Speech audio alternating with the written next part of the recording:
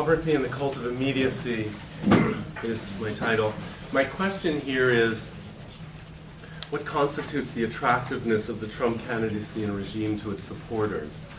What are the main elements of the ideology at once phantasmic and metaphysical that this regime represents?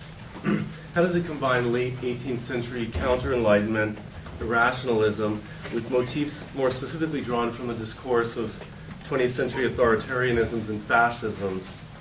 For example, the myth of absolute sovereignty and the cult of radical immediacy that entails a disavowal of finitude and temporality.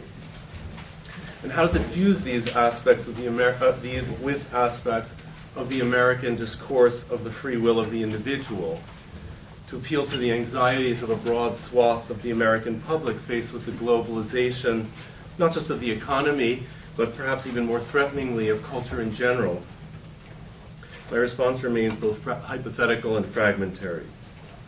To begin with sovereignty, globalization represents the radical limitation of the American cultural subject, both individual and collective, not just an external limit to the U.S. will to power, but an internal differentiation, perhaps even an internal dissolution, or to some, a decadence of the American subject. For the subject, as it were suddenly, since 9/11, finds itself entirely connected with and dependent on multiplicitous and unmasterable otherness, the surrounding world. Hello? This constitutive relation of the would-be self-same U.S.-American subject with radically different cultural economies means that this subject has become, in essential part, its own radical outside. Understandably, beside themselves, over this beside oneselfness of being a self, but without the conceptual and emotional means to come to terms with it, the enthusiastic supporters of the movements represented by the Trump regime embrace the illusory consolation of a leader figure who represents himself as absolutely self-same and sovereign. I did it my way, etc. This sovereign, the sovereign as narcissist, is the one who decides on the state of the American exception. This sovereign, our leader, symbolically represents the absolute freedom of the individual, male, straight, white, and Christian, a nostalgic distortion of the American idea, and invites us all to identify with him, to follow him, to believe in him, believe me, he said, and to celebrate our own non-castrated condition vicariously through his own transcendence of limits in every sense. The sovereign transcendence of the limit or border in general, however, has a two-sided relationship to this very concept of the border. On the one hand, to be free, one must suffer no border, no limit that would constrain one's self-affirmation. But on the other hand, equally, to be free, one must prevent any otherness from entering into one's own territory except as invited. One's borders must be absolutely impenetrable from without, but they must pose no limits to one's own expansive tendencies. The border must only be a border for and against the other, and one must oneself be the sole positing origin of that border. Further, it belongs to this limitlessly limit-posing freedom that in its very indeterminacy, it exists fully in the here and now, and that in this here and now, it entirely coincides with itself. It is in a state of immediacy. As nothing limits it from without, so nothing mediates its relationship with itself and divides it from itself, as, for example, language divides us from ourselves and from our experiences. This conception of the borderlessly self-bordered and immediately free self is structurally untenable, however, because, as Jacques Derrida tirelessly demonstrated, any border that exists between myself and the other, even if I posit it, at once connects me with the other. It mediates between me and the other in both senses of mediation, not just preventing a connection, but also establishing one. It therefore renders my relationship with myself one that is mediated through the other. The untenability of the border as pure exclusion of the other consequently requires that those who hold fast to the illusory promise of impermeably secure borders can never build strong enough borders against the others, and are driven by their own ideological project of self-purification to expend more and more energy and resources and do more and more destruction and violence in the name of that very project.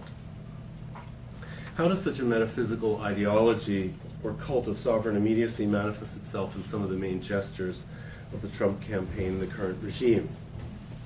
Starting with apparently external limits, mediations and differences, the rhetoric and reality of the wall against Mexico is the most crudely obvious instance of playing to the fantasy of securing the U.S.-American subject against the other, here marked as Southern, dark-skinned, Native American, and so on.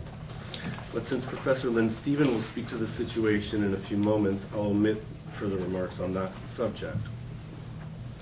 Simultaneous with this exclusion, the both rhetorical and real act constituted by the Muslim ban, intentionally muddying the distinction between refugees and terrorists, reinforces the idea of the purification of the U.S. subject as white, northern, and also Western, and draws the line very clearly at the distinction between Christian and Muslim, while providing itself with alibis as well as profits by restricting the ban to citizens of a limited number of predominantly Muslim states.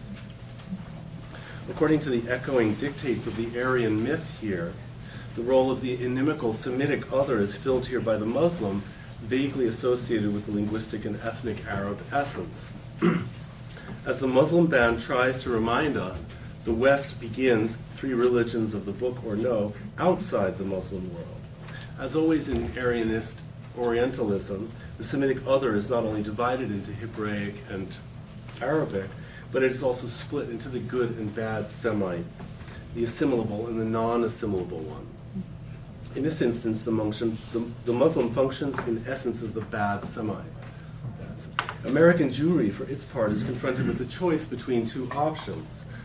To be a good Jew, the American Jew can opt for a white Western identity, in which case he must support both the U.S. policies hostile to Islam and the reactionary forces in Israel, which is henceforth entirely functionalized Israel, that is, or reduced to a Christian bulwark against the Muslim East, and by implication against the East and South generally. In this case, Israel functions as much as Judaism functioned for the ambivalence of medieval Christianity, as the limit to the pagan world and as its mediating developmental passage to the Christian world. Alternatively, if she chooses to be a bad Jew, that is, a bad Semite, the kind not assimilable to the white Western Christian male fold, then the henceforth no longer properly American Jew can choose to reject a reactionary Israeli stance, favor and work toward reconciliation between Jews and Arabs in the Middle East, and reject xenophobic attitudes and policies vis-a-vis Muslims and Arabs in the U.S. It is only to the good Jew, the good Semite in these terms, that Trump's claim not to be an anti-Semite applies, of course, as his relationships with Jared Kushner, David Friedman, Benjamin Netanyahu, Bannon, and others make quite clear. It applies neither to the bad Jew, nor to, above all, to the Arab or Muslim world. And the alliance with Putin's Russia, given Putin's rhetoric about how the Christian West is failing to save itself from the Muslim hordes, suggests this position further. But of course, these borders vainly erected against the ostensibly external cultures, borders meant to deny that one has any limits imposed from without, are not the only ones. The regime is also trying to wall out or absorb into itself, which amounts to the same, internal institutions that limit executive sovereignty, namely, as I'll just mention here, the judiciary, the press, and education. So just a word on each. The discourse of law, adherence to which the judiciary ensures, both in the literal sense of the legal institutions and in the more general sense of rule and regularity, is manifestly a discourse of limits. As with the instance of state borders per se, the current regime proposes to set limits on the others, especially the limit setters, while placing itself ostentatiously above them as law-positing origin. Law and order is here to be in principle monopolized by the lawless sovereign.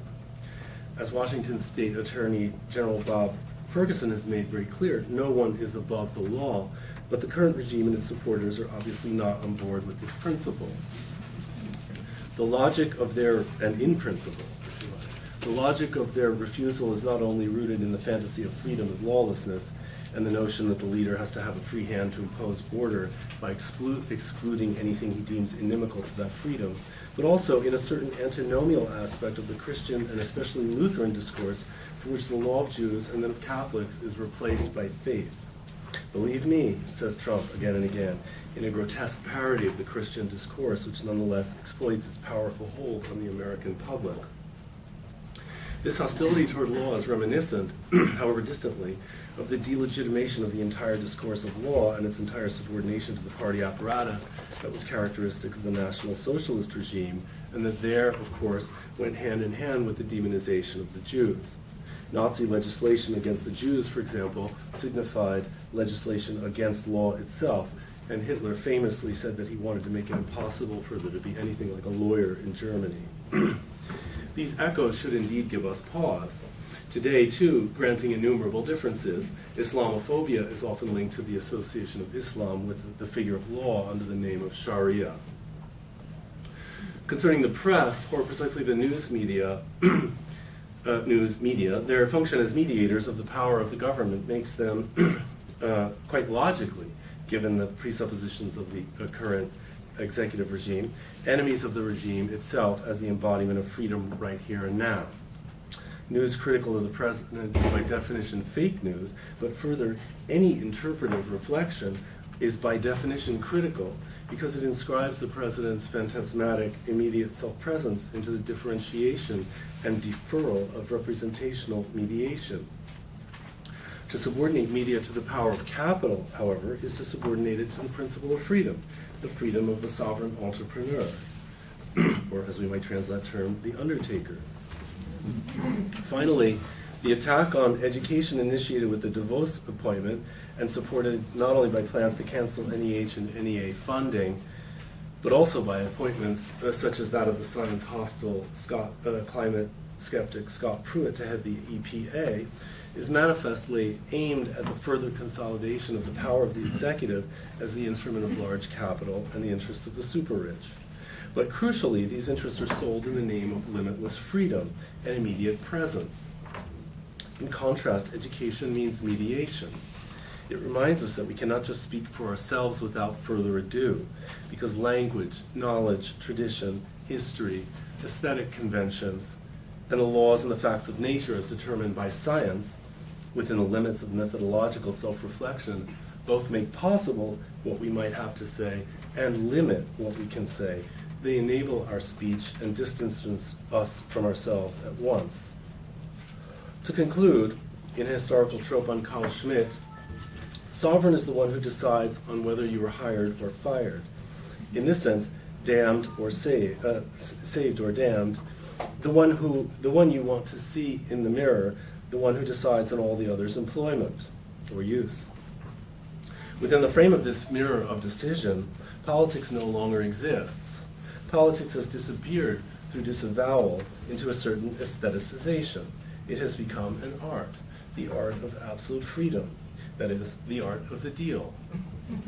All the rest is passivity, femininity, the castration of the masculine, culpable failure to assert one's will against all limitations, political correctness. All borders and limits on us, indeed, are finally due to political correctness, says the regime, that is, due to the political as such, the un-American, or the departure from humanity properly so called. This position, at once phantasmic, metaphysical, and ideological, is what we need to understand better to teach people to mourn, because in principle it's dead, and to learn to contest.